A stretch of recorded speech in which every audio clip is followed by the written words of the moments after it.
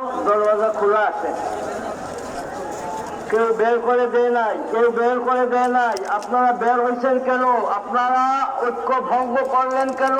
আপনাদের জন্য দরওয়াজা খোলা আছে।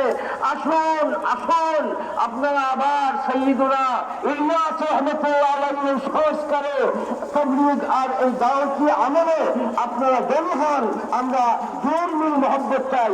যেভাবে এক প্লেটে খানা খেয়েছি, আমরা আবার ফিরে আসি ভাই, এক প্লেটে খানা খাবো। আমাদের মানে কোনো ঐক্য আসবে, ঐক্য আসবে না। আমরা অনৈক্য চাই না, আমরা অনৈক্য চাই না। আমরা ঐক্যবদ্ধ ভাবে দিনের খেদমত করব, দিন প্রতিষ্ঠা করব, আর দিনের মধ্যে কোনোভাবেই অনৈক্য সৃষ্টি করব না। এর জন্য আমার দাবি এবং সরকারের কাছে আমাদের দাবি, বর্তমান অন্তর্বর্তী সরকারের কাছে আমাদের দাবি, এই লক্ষ কোটি লক্ষ লক্ষ চক্ষুর দিকে আপনি অনুধাবন করেন।